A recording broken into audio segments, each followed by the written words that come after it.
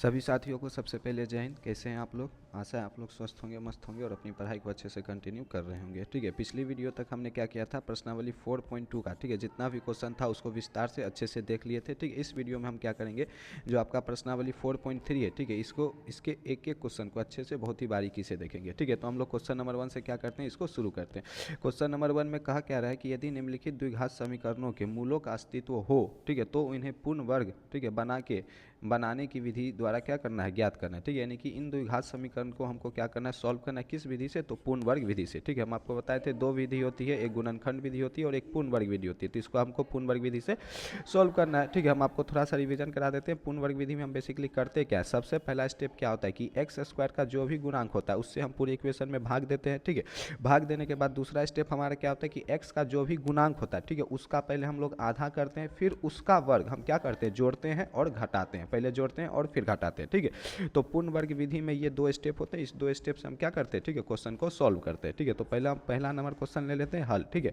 और जो क्वेश्चन है उसको पहले लिख लेते हैं। ठीक है, या फिर जो दिया है इक्वेशन हमारा, ठीक है, ये जो है 2x² - 7x + 3। ठीक है, तो इसको हम लिख लेते हैं 2x² - 7x + 3 बराबर में 0।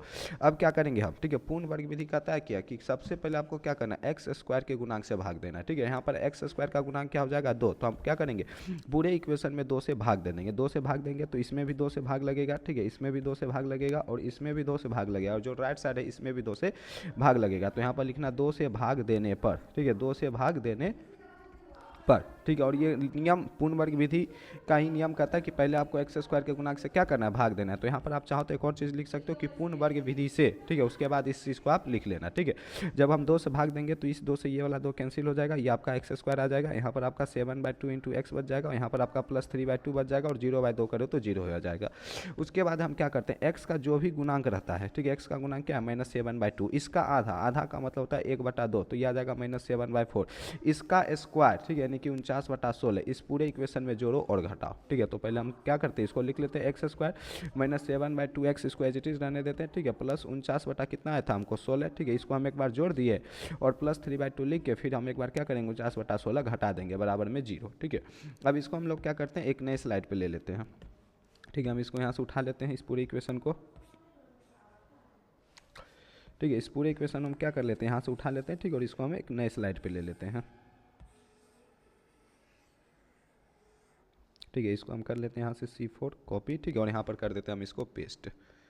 ठीक है, पेस्ट हो जा, ठीक है, नहीं हुआ, एक मिनट। ठीक है, हम इसको यहाँ से क्या कर लिए, कॉपी कर लिए। ठीक है, और इसको हम यहाँ पर कर देते हैं P4 पेस्ट। ठीक है, यहाँ पर हमारा इक्वेशन आ गया। अब हम क्या करते हैं, ठीक है, क्या करते हैं आपको पहले से मालूम होगा। ठीक है, यहाँ तक का जो पोर्शन होता है ये आपका एक पूर्ण वर्ग बन जाता है और इसको हम भेज देते हैं RHS साइड, ठीक है, यानी कि राइट हैंड साइड। ये हमारा पूर्ण वर्ग कैसे बनेगा, ठीक है, ये जो एक्स स्क्वायर आपको नजर आ रहा है ये बेसिकली एक्स का होल स्क्वायर है। ठीक है, ये जो 49/16 आपको नजर आ रही है ये बेसिकली 7/4 का होल स्क्वायर है। ठीक है, 7 का स्क्वायर आप किए तो 49 आ गया। ठीक है, और 4 का स्क्वायर तो 16 किए। और ये जो आपको नजर आ रहा है 7/2x, ठीक है, ये स्केल को हम पहले साइड करते हैं। ये जो आपको -7/2x नजर आ रहा है ये बेसिकली में और कुछ नहीं, ये है -2 इंटू का ए यहाँ पर क्या है, x है। ठीक है, और इंटू का b क्या है आपका 7/4, यानी कि -2 इंटू x इंटू का 7/4। ठीक है, जब 7/4 यानी कि 4 करेंगे, ठीक है, तो ये 2 से 2, ठीक है, ध्यान दो, ये इस वाले 2 से ये वाला 2 कट जाता है और हमको आ जाता है -7/2 इंटू एक्स। ठीक है, यानी यहाँ तक का जो फॉर्म है बेसिकली a - b का होल स्क्वायर है। ठीक है, जहाँ पर -2a भी हो जाता है तो क्या होता है a - b का होल स्क्वायर, जहाँ a का काम कर रहा है x और b का काम कर रहा है 7/4। ठीक है, उसके बाद हम क्या करते हैं, इस दोनों को उस पार भेज देते हैं। ठीक है, ये -49/16 है, इस पर आके 49/16 हो जाएगा। ठीक है, और ये आपका 3/2 प्लस में इधर आके -3/2 हो जाएगा। ठीक है, इसके बाद क्या करते हैं, इसको हम लोग लिख देंगे a - b का होल स्क्वायर। ठीक है, a के जगह x है और b के जगह 7/4 है तो a - b का होल स्क्वायर। ठीक है, ये आपका हो गया। इधर हम क्या करेंगे, इस 16 और इस 2 का एलसीएम ले लेंगे। ठीक है, जो कि आपका 16 हो जाएगा। ठीक है, 16 कम 16 ऊपर में 49 बन जाएगा। 2 से इस वाले 2 से आपका 16 कटेगा 8 बार में, तो 8 का 3 से गुना करेंगे तो 24, तो माइनस का 24। ठीक है, इसको हम लोग x - 7/4 का होल स्क्वायर रहने देंगे। ठीक है, 49 में से 24 जाएगा आपका 25/16 आ जाएगा। ठीक है, उसके बाद क्या करेंगे, स्क्वायर रूट को उस पार भेजेंगे। आपको मालूम हो कि एक्स स्क्वायर बराबर में अगर a है तो x को अगर हम उस पार भेजते हैं तो √a तो होता ही है, लेकिन ये प्लस माइनस जब भी निकलेगा तो प्लस माइनस साइन के साथ निकलता है। तो पहले तो x - 7/4 को एज इट इज रहने दो। ठीक है, इस स्क्वायर को उस पार भेजोगे तो इस पर रूट चढ़ जाएगा। ठीक है, ये आपका √25/16 हो जाएगा। ठीक है, फिर क्या होगा, x - 7/4 एज इट इज रहेगा। ठीक है, जब ये √25 से निकलेगा, ठीक है, तो प्लस माइनस, ठीक ठीक है, कि साइन के साथ निकलेगा, ठीक है, ये प्लस माइनस 5/4 निकलेगा, क्या निकलेगा, प्लस माइनस 5/4। इसके बाद क्या करेंगे, x बराबर plus minus 5/4 as it is रहने देंगे, ठीक है, ये जो माइनस 7/4 है उसको उस पार भेज देंगे तो ये प्लस 7/4 हो जाएगा, ठीक है। इसके बाद का स्टेप क्या होता है आपको हम कंसेप्ट वाली वीडियो में पूरा बता चुके हैं। एक बार हम प्लस 5/4 लिख लेंगे और एक बार हम क्या करेंगे, ये माइनस 5/4 लिख लेंगे, ठीक है। तो एक बार हम प्लस 5/4 और ये प्लस का 7/4 एज इट इज रहने देते हैं, और एक बार माइनस का 5/4 और ये प्लस का 7/4 एज इट इज रहने देते हैं। इसको सॉल्व कर देते हैं, 4 का एलसीएम 4, ये ऊपर में प्लस 5 प्लस 7 और ये 4, ठीक है, ये माइनस 5 प्लस 7 हो जाएगा, ठीक है, 7 5 ये आपका 12 हो जाएगा, ठीक है, ये 7 5 12 हो जाएगा, ठीक है, और बटा में ये आपका 4 आ जाएगा, कोमा 7 में से 5 जाएगा, ये आपका 2 बटा में 4 आ जाएगा, 4 3 12, ठीक है, और ये 1/2, यानी कि इसके जो दो मूल होंगे वो होगा 1 3 और एक हो जाएगा 1/2, ठीक है। इस तरीके से आपका क्वेश्चन नंबर 1 का क्या हो जाता है, सॉल्यूशन हो जाता है और आंसर आपका आ जाता है 1 3 और 1 1/2, ठीक है, यानी कि इसके दो मूल 1 3 होगा और 1 1/2 होगा, ठीक है। इस तरीके से आपका क्वेश्चन नंबर 1 कंप्लीट हो गया। अब हम इसी में देखते हैं क्वेश्चन नंबर 2, ठीक है। इसके लिए हम पहले क्या करते हैं, क्वेश्चन नंबर 2 को यहाँ पर लिख लेते हैं। हमारा क्वेश्चन नंबर 2 क्या है, देखो 2x², ठीक है, प्लस x माइनस 4 बराबर 0, ठीक है, तो यहाँ पर हम लिख लेते हैं 2x², ठीक है, प्लस x माइनस 4 बराबर 0, ठीक है, यही था 2x² प्लस x माइनस 4 बराबर 0, ठीक है। अब देखो पूर्ण वर्ग विधि कहती क्या है, ठीक है, कि x² के गुणांक से आपको भाग देना है। यहाँ पर x² का गुणांक क्या है 2, तो इस पूरे इक्वेशन में हम क्या करेंगे, इस पूरे इक्वेशन में 2 से भाग देंगे, ठीक है। तो हम 2 से भाग दे देते, यहाँ पर भी 2 से भाग लग गया, यहाँ पर भी 2 से भाग लग गया, यहाँ पर भी 2 से भाग लग गया, यहाँ पर भी 2 से भाग लग गया, ठीक है। अब जब 2 से भाग लगाएंगे तो 2 से 2 कट जाएगा, ठीक है, ये आपका x/2 आ जाएगा और ये 2 से 2 आपका कट जाएगा बराबर में 0। इसके बाद दूसरा स्टेप क्या कहता है कि x का गुणांक, ठीक है, x का गुणांक देखो यहाँ पर x/2 का मतलब हो गया कि x इंटू 1/2, तो यहाँ पर x का गुणांक हो गया 1/2, 1/2 का आधा यानी 1/2 से आधा हो जाएगा, ठीक है। आधा हम क्या करते हैं, ध्यान दो, ठीक है, आधा का मतलब होता है 1/2 से गुना या फिर 1/2 का आधा यानी 2 से भाग। जब 2 से भाग करोगे तो ये वाला 2 नीचे आके गुना हो जाएगा, तो ये 2 गुना हो जाएगा तो 1/4 बन जाएगा, इसका स्क्वायर, समझ रहे हो, ठीक है। मैथ में अगर आपको थोड़ा बहुत कैलकुलेशन बेसिक नहीं मालूम है तो काम नहीं बन पाएगा। 1/2 का आधा का मतलब हो गया 1/4, ठीक है, और 1/4 का स्क्वायर यानी 1/16 हम जोड़ेंगे और घटाएंगे, ठीक है, क्या करेंगे, जोड़ेंगे और घटाएंगे।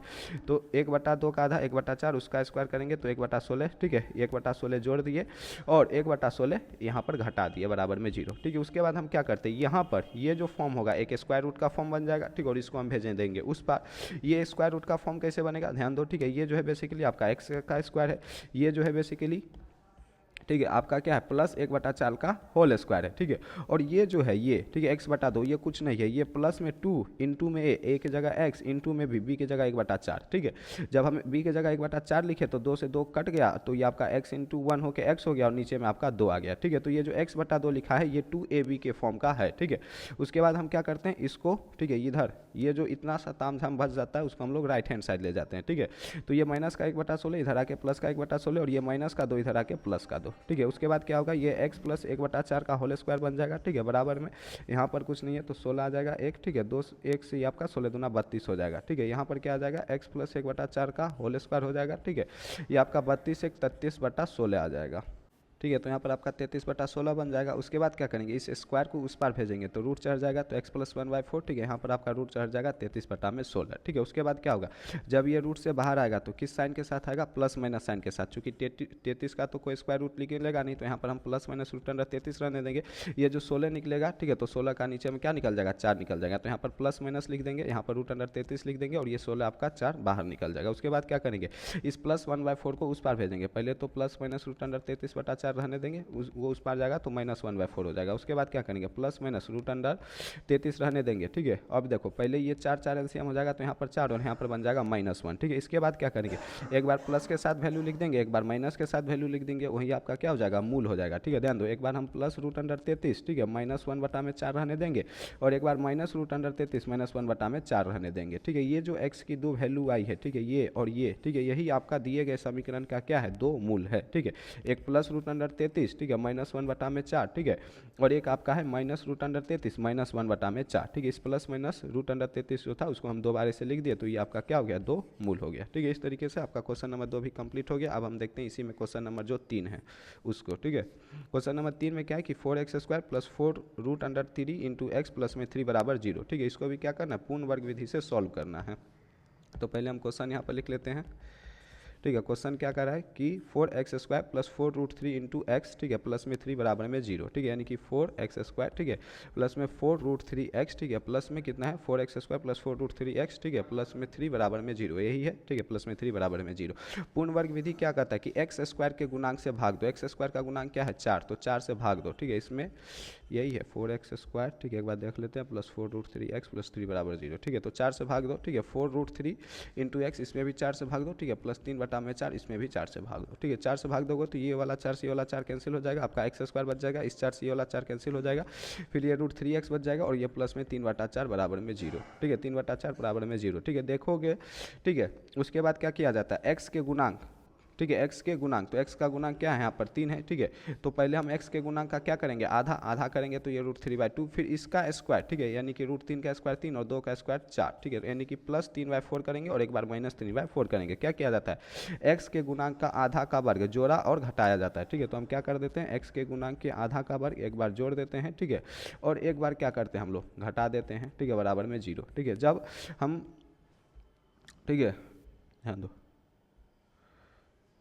ठीक है, ये इतना ये जो होगा एक पूर्ण वर्ग बन जाएगा, ठीक है, और इसको हम क्या करेंगे उस पार भेज देंगे, उस पार इसे भेजने की जरूरत नहीं पड़ेगी क्योंकि ये, ठीक है, माइनस का √3/4 और ये प्लस का √3/4 दोनों क्या हो जाएगा कैंसिल हो जाएगा, ठीक है, तो इसको हम लोग क्या करते हैं काट देते हैं, ठीक है, ये जो बनेगा बेसिकली ये x का स्क्वायर हो जाएगा, ठीक है, ये प्लस √3/2 का होल स्क्वायर हो जाएगा, ठीक है, क्यों, क्योंकि √3 का स्क्वायर करेंगे तो 3 हो जाएगा और 2 का स्क्वायर करेंगे तो 4 हो जाएगा, तो ये बेसिकली √3/2 का होल स्क्वायर हो जाएगा, ठीक है, और ये जो √3x दिख रहा है ये कुछ नहीं है, ये है 2 इंटू a इंटू बी, इस √3x को अगर तुम लिखना चाहो तो 2 इंटू ए के जगह पर x इंटू बी के जगह पर √3/2 लिख सकते हो, ठीक है, क्यों, क्योंकि लास्ट में आपका 2 से 2 कैंसिल होकर ये वापस क्या आ जाएगा √3x आ जाएगा, यानी कि ये 2 इंटू AB मतलब 2AB के रूप का ये वाला ये जो टर्म है ये 2AB के रूप का है, ठीक है, यानी कि इतना वाला ये जो पोर्शन था आपका a प्लस बी के होल स्क्वायर पर क्या हो जाएगा टूट जाएगा, ठीक है, जहाँ a के जगह क्या होगा x होगा, ठीक है, और b के जगह आपका √3/2 होगा, इसका होल स्क्वायर बराबर में 0, ठीक है, अब देखो स्क्वायर को उस पार भेजोगे तो रूट पर आप 0 पे रूट चढ़ जाएगा, ठीक है, तो 0 का रूट आपका 0 ही हो जाएगा, यानी कि x प्लस √3/2 बराबर में 0, ठीक है, यानी कि x बराबर में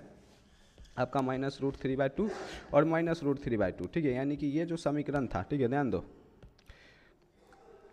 ये जो समीकरण था इसके दो मूल होंगे, ठीक है, और दोनों सेम होंगे, एक माइनस √3/2 और दूसरा भी क्या होगा माइनस √3/2 होगा, ठीक है, तो ये हो जाएगा आपका क्वेश्चन नंबर 3 का क्या सोल्यूशन, ठीक है, अब हम देखते हैं इसी में क्वेश्चन नंबर 4, ठीक है, क्वेश्चन नंबर 4 क्या है कि 2x², पहले क्वेश्चन नंबर 4 को यहाँ पर लिख लेते हैं कि 2x² प्लस x प्लस 4 बराबर में 0, ठीक है, तो यहाँ पर हम लिख देते हैं 2x², ठीक है, प्लस में क्या लिख देते हैं x, ठीक है, और प्लस में 4 बराबर में क्या लिख देते हैं 0, ठीक है, वर्ग, ठीक है, क्या कहता है पूर्ण वर्ग विधि कहता है क्या कि सबसे पहले आपको x² के गुणांक से भाग देना है, ठीक है, तो यहाँ पर x² का गुणांक क्या है 2, तो इस पूरे इक्वेशन में हम क्या करते हैं 2 से भाग देते हैं, 2 से भाग दे देते हैं, ठीक है, यहाँ पर भी 2 से भाग दे दिए, यहाँ पर भी 2 से भाग दे दिए और यहाँ पर भी 2 से हम क्या कर दिए भाग दे दिए, ठीक है, 2 से भाग देने के बाद जो कट रहा है उसको काट दो, ये वाले 2 से ये वाला 2 कट जाएगा, ये आपका x² बच जाएगा, यहाँ पर x/2 बच जाएगा और ये वाले 2 से ये वाला 2 कट जाएगा बराबर में 0, ठीक है, ठीक है, ठीक है, बराबर में 0 बच जाएगा।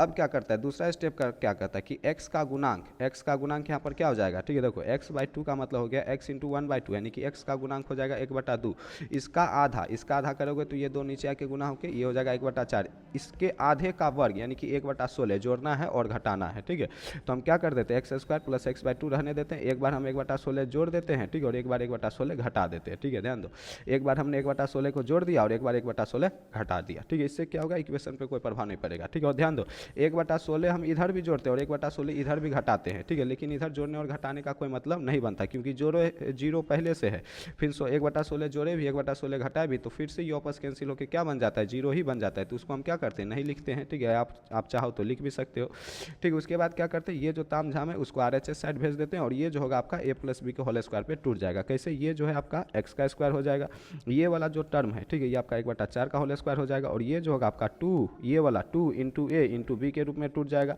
क्यों, क्योंकि यहाँ पर x/2 है, ठीक है, और ये 2 से 2 दूनी 4 कट के फिर से ये x/2 आ जाएगा, ठीक है, फिर से ये x/2 आ ही जाएगा, यानी कि ये 2ab के रूप में टूट जाएगा, ये a के स्क्वायर के रूप में टूट जाएगा और ये b के स्क्वायर के रूप में टूट जाएगा। उसके बाद क्या करेंगे इस माइनस 1/16 को उस पार भेजेंगे प्लस 1/16 और इस प्लस 2 को उस पार भेजेंगे तो -2, ठीक है, यहाँ पर एलसीएम ले लेंगे 16, ठीक है, ये 1 - 32 बन जाएगा, ये आपका x प्लस 1/4 का होल स्क्वायर बन जाएगा, ठीक है, अब थोड़ा सा ध्यान देना, थोड़ा कॉमन सेंस लगाना, ये x प्लस 1/4 का होल स्क्वायर है और ये माइनस का 31/16 है, माइनस का 31/16। ठीक है, जब सवाल पढ़ना शुरू में तो लिखा है कि ठीक है निम्नलिखित द्विघात समीकरणों के मूलों का अस्तित्व हो तो, ठीक है, यानी कि इसमें कोई और भी मतलब इसमें ऐसा भी समीकरण है जिसके मूलों का अस्तित्व ही नहीं है। ठीक है, ये वो मूलों का क्या अस्तित्व ही नहीं है। ठीक है, वो क्वेश्चन है ये आपका क्वेश्चन नंबर 4। ठीक है, जब x+1/4 का हम होल स्क्वायर किए, ठीक है, तो हमको आ गया -31/4। ठीक है, अब थोड़ा कॉमन सेंस का इस्तेमाल करके बताओ, क्या किसी भी संख्या का स्क्वायर, ठीक है, x+1/4 कोई ना कोई संख्या होगा।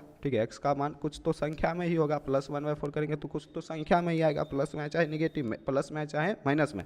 लेकिन जब उसका हम स्क्वायर करेंगे, किसी भी संख्या का स्क्वायर करेंगे तो क्या कोई नेगेटिव नंबर आ सकता है? जवाब है नहीं। किसी भी संख्या का स्क्वायर कर लो, अगर -2 का स्क्वायर करोगे ना तो -2 × -2 माइनस इंटू माइनस प्लस हो जाता है और प्लस का 4 आता है, यानी कि किसी भी संख्या का स्क्वायर नेगेटिव नंबर नहीं आता है। यानी ये जो समीकरण है इसके मूलों का अस्तित्व ही संभव नहीं है। अस्तित्व संभव नहीं है मतलब काल्पनिक मूल होगा। ठीक है, आप पढ़े होंगे कि d बराबर d लेस देन अगर 0 हो जाता है तो काल्पनिक मूल होता है। यहाँ पर तुम d निकाल के देखो, लेस देन 0 हो जाएगा। ठीक है, d का फॉर्मूला क्या होता है? ठीक है, b² - 4ac। अगर b के जगह यहाँ पर क्या है 1, यानी कि 1 का स्क्वायर -4, a के जगह क्या है 2 और c की जगह क्या है 4, यानी कि 1 - 4 × 16 × 32, यानी कि -31।